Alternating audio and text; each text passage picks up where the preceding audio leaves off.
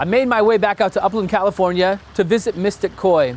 We're gonna grab Shawn McHenry and we're gonna talk about what happens after the development of the Kohaku. Which fish came next? This is gonna be fun. Let's go grab him and find out. Shawn. Eric. Thanks for having us, man. What's up, man? Good to see you. So in our last discussion about koi, we talked about the development of the Kohaku and how it evolved. Right. And what happens next? Tell us. Well, man, there's nothing more better that I could think of to talk about than Gosanke. Gosanke. Gosanke. Gosanke we refer to as the big three varieties out there. Okay. If you go to a koi show and you're gonna look at the grand champion fish, it's always gonna be a Gosanke.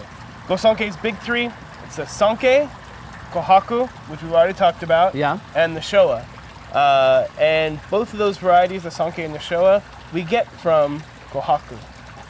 So let's talk about those. Let's do it. Yeah. I see you bowled up some guys for us. Yeah, I sure have. Let's check these guys out. Are these guys or girls? I don't mean to. Oh, well, actually we have 2 females and 1 male, actually. Ah, yeah. So this is a nice bunch.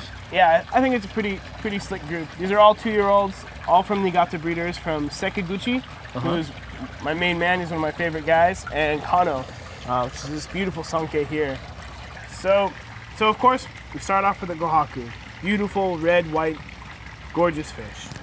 And then, about 20, 30 years later, we developed the Sanke, which is red and white fish. You see the nice Kohaku pattern.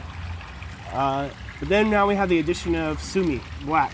And if you notice, the black is very, very small slivers or steps. Little tiny steps of black, like a tortoise shell. Then finally we have the Showa. And the Showa, red and white fish like the Kohaku, but now we have these big, grandiose black stripes coming across the whole body. This is a completely black fish when it's born, as opposed to the Sanke, which is a white fish when it's born. So all black, and now these big black stripes. If you notice on the Showa fins, the Showa has these really cool, what we call motogoro, which is almost like a black sort of ink circle right at the base of the pectoral fin. The Sanke doesn't have that. It has some black in the fin, but it's not that really cool, like round dot in the center. There we have more of like a little stripe. Yeah, exactly. To the normal person that doesn't understand koi, you know, they see, you know, a tricolor koi. It's a white, black, and red, so they don't understand the differences between the two.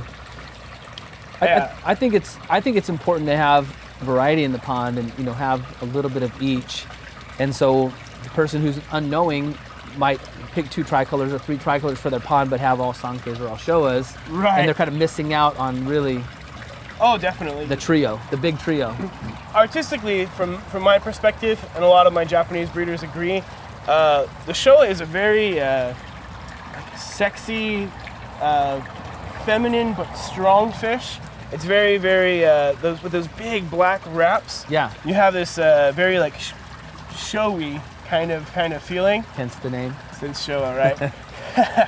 Where Taisho Sanke, we have these very powerful but small black steps, and you really get to see.